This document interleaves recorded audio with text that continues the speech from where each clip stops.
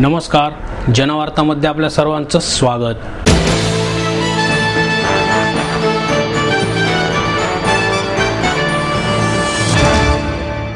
विविध मागण्यांसाठी मी वडार महाराष्ट्राचा या संघटनेच्या वतीने मटका फोडो आंदोलन करण्यात आले। जिल्हाधिकारी कार्यालयासमोर वडार समाजाच्या कार्यकर्त्यांनी हे आंदोलन केलं।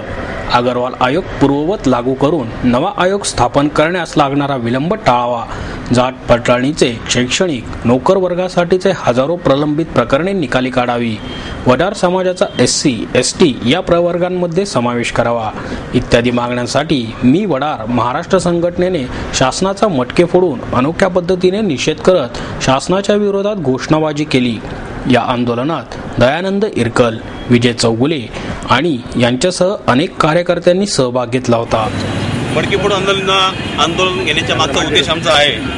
आम्ही गेल्या एप्रिलमध्ये मी वडार महाराष्ट्राच्या संघटनेच्या माध्यमातून पुणे ते मुंबई रॅली काढली होती। त्याच्यामध्ये आम्हाला सामाजिक न्याय मंत्र्यांनी आश्वासन दिलं होतं की आम्ही तुमच्या समाजाला कुठेतरी न्याय मिळवून देऊ, परंतु या सरकारने जो आमच्यासाठी योग्य असा असणारा माननीय अग्रवाल आयोग जो होता तो 2002 साली स्थापन केला असताना गेली 10 वर्ष त्याचा तो अभ्यास चालू होता आणि तो संपूर्ण या ठिकाणी आयोगच बरखास्त केला आणि नवीन आयोग आम्ही नेमू पुन्हा वेळ काढूपणा चालू केला आहे। त्याचप्रमाणे आमच्या वडार समाजाच्या मुलांना जातीचे दाखले मिळत नाही, त्यासाठी 1961चा पुरावा त्या ठिकाणी मागतायत। 1961च्या दरम्यान आमचे कोणीही पूर्व शिकलेले नव्हते, त्यामुळे आमच्या मुलांना ते दाखले मिळत नाहीत। त्यामुळे आमची त्यांना मागणी आहे की त्या ठिकाणी गृह चौकशी करून आमच्या मुलांना एखाद्या शिबिराच्या माध्यमात त्या ठिकाणी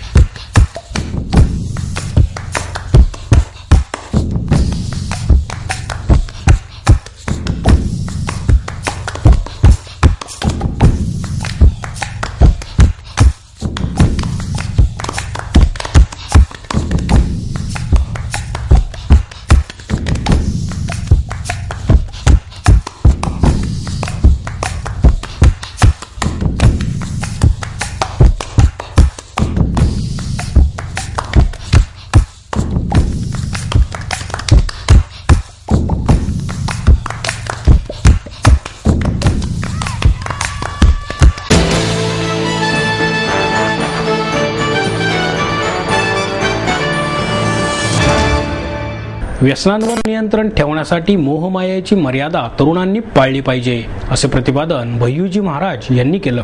हॉटेल सेंट्रल पार्क येथे आनंदवन व्यसनमुक्ती केंद्राच्या वतीने आयोजिलेल्या युवा अस्मिता पुरस्कार वितरण सोहळ्यात ते बोलत होते।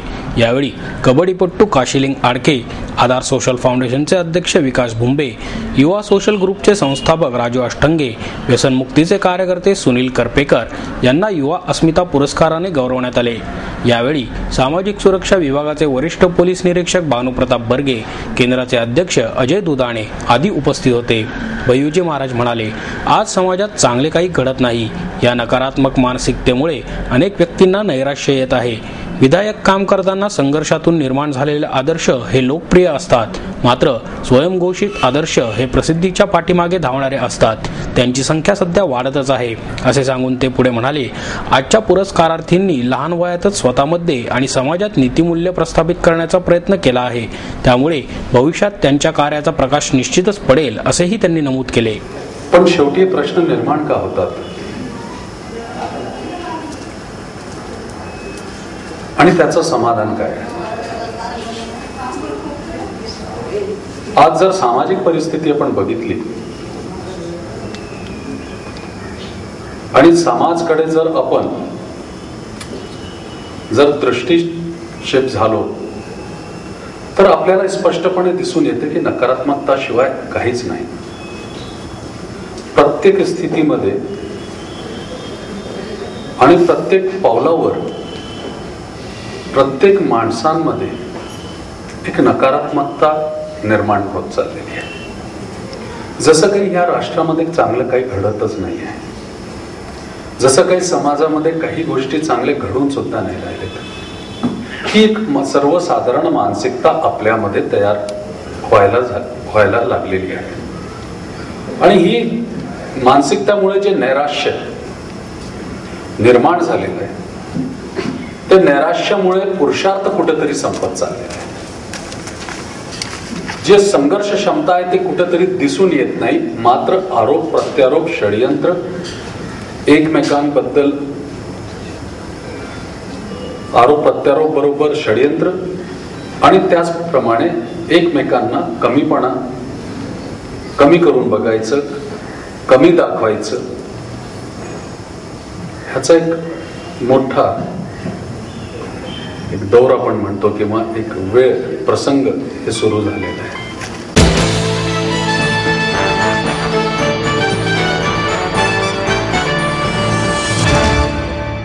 काँग्रेस पक्षाच्या राष्ट्रीय उपाध्यक्षपदी राहुल गांधी यांची निवड झाल्याबद्दल पुणे शहर काँग्रेसच्या वतीने जल्लोष करण्यात आला.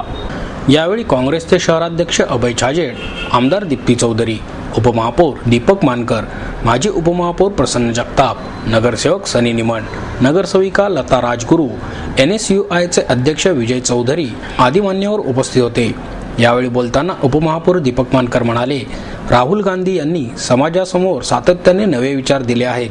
या निवडीमुळे काँग्रेसची एक हाती सत्ता आल्याशिवाय राहणार नाही. राहुल गांधी यांची राष्ट्रीय अध्यक्षपदी निवड करून अखिल काँग्रेस कमिटीने योग्य तो निर्णय घेतला आहे, असेही त्यांनी सांगितले.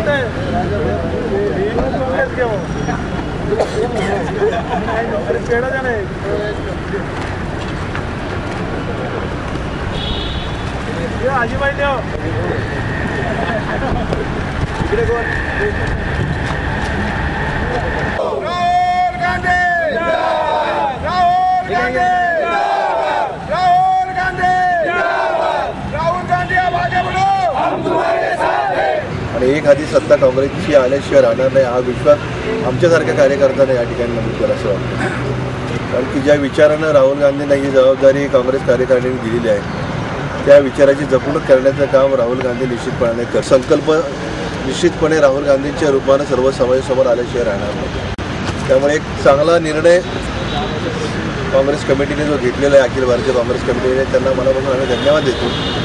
आणि आमचा जो नेता आहे राहुल गांधींच्या रूपाने या समाजासमोर सातत्याने येत आहेत आणि एक वेगळी दिशा देण्याचा प्रयत्न करत आहेत.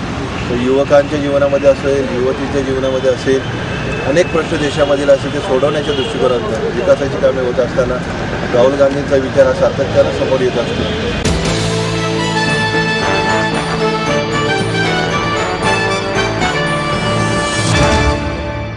आगामी विधानसभा निवडणुकीत राष्ट्रवादीने 118 नव्हे तर 288 जागांचे टार्गेट ठेवले आहे. देशात एका पक्षाचे सरकार सत्तेवर येणे अवघड असले तरी राज्यामध्ये एका पक्षाचे सरकार येऊ शकते. उपमुख्यमंत्री अजित पवार यांच्या या विधानामुळे आघाडीत बिघाडी होऊन नवीन वादाला तोंड फुटण्याची चिन्हे निर्माण झाली आहेत. एक हाती सत्तेसाठी उत्तर प्रदेशचे मुख्यमंत्री अखिलेश यादव, तामिळनाडूच्या जयललिता यांचा दाखला देण्याचा विसरही यावेळी दादांना पडला नाही. राष्ट्रवादी काँग्रेसने राज्यात मिशन 2014 सुरू केले आहे. त्या अंतर्गत पुणे, पिंपरी चिंचवड आणि जिल्हा परिषदेमधील पदाधिकारी आणि पक्षाचे नेते यांचे शिबिर आयोजित करण्यात आले होते. त्यानंतर आयोजित केलेल्या पत्रकार परिषदेत अजित पवार बोलत होते. प्रदेशाध्यक्ष मधुकर पिचड, प्रवक्ते अंकुश काकडे, आमदार बाबू पठारे, स्थायी समितीचे अध्यक्ष बाबूराव चांदेरे उपस्थित होते. पुणे, पिंपरी चिंचवड आणि जिल्ह्यातील 21 विधानसभा मतदारसंघाचा यावेळी आढावा घेण्यात आला असे सांगून अजित पवार म्हणाले, प्रत्येक विधानसभा मतदारसंघामध्ये समन्वयक नेमला आहे. त्याने पक्ष संघटना बांधणे, कार्यकर्त्यांमधील मतभेद मिटवण्यात येत आहेत. 100 आमदारांचे राष्ट्रवादीने टार्गेट ठेवले आहे का या प्रश्नावर बोलताना पवार म्हणाले, 100 नव्हे 288 जागांचे राष्ट्रवादीने टार्गेट ठेवले आहे. मोठमोठ्या पक्षांच्या अधिवेशनात त्यांचेच नेते सांगतात की देशात एका पक्षाचे सरकार येणे अवघड आहे. ते खरेही आहे, पण राज्यामध्ये एका पक्षाचे सरकार येऊ शकते. हे उत्तर प्रदेशचे मुख्यमंत्री अखिलेश यादव, जयललिता यांनी दाखवून दिले आहे असेही त्यांनी सांगितले. राष्ट्रवादीचे पश्चिम महाराष्ट्राचे शिबिर 1 फेब्रुवारी रोजी कोल्हापूर येथे आयोजित केले आहे. संभाजीनगर येथे अल्पसंख्याकांचा मेळावा आयोजित केला आहे. राज्यात महिला मेळावे सुरू आहेत असेही पवार यांनी यावेळी सांगितले. नाही, आता आघाडी करून लढायचं का काय लढायचं, प्रत्येक पक्ष आपल्या आपल्या परीनं आपल्या आपल्या विधानसभा मतदारसंघामध्ये प्रयत्न करत असतो, पक्षाची ताकद वाढवत असतो. ही मुभा सर्वच राजकीय पक्षांना आहे, तशी आम्हाला पण आहे. राष्ट्रवादी काँग्रेस पार्टीचा मुळात एक बेस पुणे जिल्ह्यामध्ये अधिक आहे. आज पुणे महानगरपालिका, पिंपरी चिंचवड महानगरपालिका, पुणे जिल्हा परिषद, पुणे जिल्हा बँक, पुणे जिल्हा दूध संघ अशा संस्था आम्हा लोकांच्या ताब्यामध्ये. त्यावेळेस संस्था असणाऱ्या ताब्यातल्या संस्थेच्या माध्यमातून लोकांची कामं होणं, त्यांचे प्रश्न सोडवणं, ते निकाली काढणं, हा जसा प्रयत्न आम्ही करत असतो, तसं वेगळ्या कुठल्या एखाद्या विधानसभा मतदारसंघात आपण कमकुवत असू तर तिथं अधिक जोमानी सगळ्यांनी मिळून प्रयत्न करायचा, काम करायचं आणि तिथं संघटना अधिक वाढवायची हा प्रयत्न असतो. आणि तशा पद्धतीनं आम्ही आजचा आढावा त्या ठिकाणी घेतलेला आहे. त्याच्यात फील्डवर येणाऱ्या अडीअडचणी तिथल्या प्रमुखांनी ज्यांच्यावर जबाबदारी टाकली त्या समन्वयकांनी आमच्या समोर मांडलेली आहे. आणि त्याची जी नोंद संघटनेमध्ये घ्यायला पाहिजे, ते प्रांताध्यक्ष शासनाशी संबंधित असणारे विषय आहेत, त्याची नोंद मी स्वतः घेतलेली आहे. कारण मी पण एक कार्यकर्ता आहे, परंतु आज ह्या कार्यकर्त्यांच्यामुळेच मला उपमुख्यमंत्री पदाची संधी मिळालेली आहे. त्याच्यावर सरकारमध्ये माझ्या असणाऱ्या पदाचा वातावरण आम्हाला गढूळ करायचं नाही, खराब करायचं नाही. काम आम्हाला आमचं करत राहायचं. ज्यावेळेस लोकसभा जाहीर होतील त्यावेळेस आमचे सर्वोच्च नेते ठरवतील काय करायचं, आणि त्यावेळेस काँग्रेसच्या पण नेत्या ठरवतील काय करायचं. ते दोघंही नेते निर्णय घेतील. विशेषतः आमचे नेते त्याबद्दलचा जो निर्णय घेतील तो निर्णय आम्हाला शिरसावंद्य असेल आणि त्या प्रकारे आम्ही काम करणार.